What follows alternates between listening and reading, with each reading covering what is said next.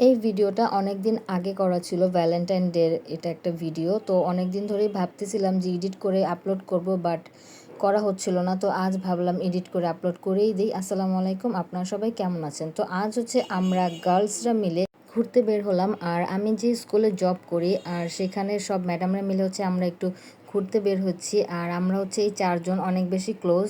তো বাসার আশেপাশেই কোথায় যাওয়া যায় ভাবলাম সীমান্ত সম্ভারে চলে এসি, কারণ এখানে আগেও আমি এসেছিলাম আর এখানে খাবারটা আমার খুব বেশি ভালো লাগে।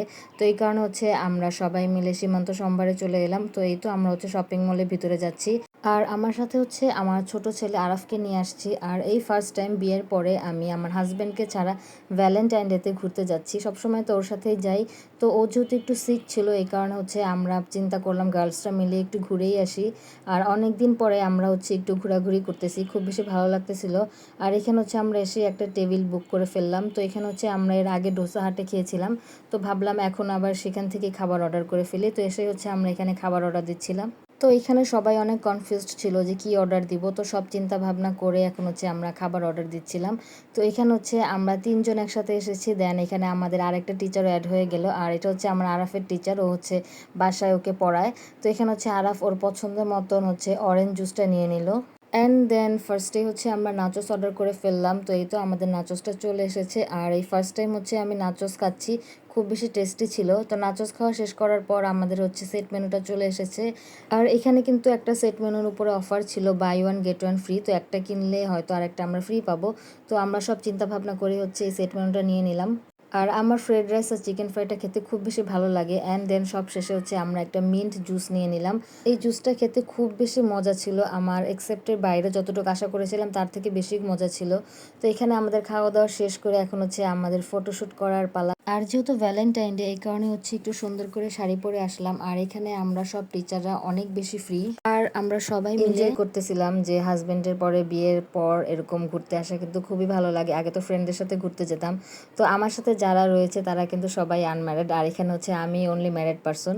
তো এখানে খুব সুন্দর ডেকোরেশন করা ছিল। দেন এখানে আমরা একটু ছবি তুলে নিলাম, দেন ভিডিও করে নিলাম। আর এই তো আমাদের খাওয়া দাওয়া, ছবি তোলা, ভিডিও করা সব কিছুই ডান। তো এখন হচ্ছে আমরা নিচে চলে যাব। অলমোস্ট রাত 8টার মতন বেজে গিয়েছে। আর বাসা থেকে অনেক পরিমাণে ফোন আসতেছিল যে কখন আসবো।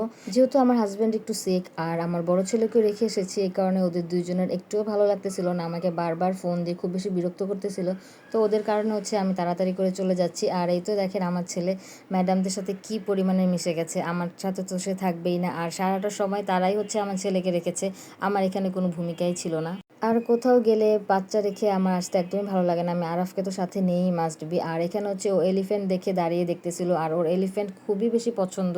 তাই আমাকে বলতেছিল মামা দেখো কত বড় এলিফ্যান্ট। আর ভালোবাসা দিবসে যদি হাতে একটু ফুলই না নেই আর একটু লাল গোলাপি না নেই তাহলে কি ভালোবাসা দিবস পরিপূর্ণ হয়? তো যাওয়ার সময় দেখলাম এখানে ফুল বিক্রি করতেছিল। দেন আমরা সবাই মিলে হাতে একটু ফুল পরে নিলাম, সুন্দর করে একটু ভিডিও করে নিলাম।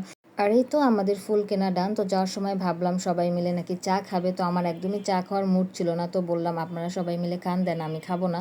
এমনিতে তো শাড়ি পরে এসেছি আর খুব বেশি গরম লাগতেছিল। আর শাড়ি পরে আমি একদমই হাঁটতেই পারি না, আমার খুব বেশি বিরক্ত লাগতেছিল। আর এখানে হচ্ছে আরাফ শুধুমাত্র অরেঞ্জ জুসটাই খেয়েছে, আর কিছুই খেতে পারেনি। তো এই কারণে ওকে আমি একটা ললিপপ কিনে দিলাম।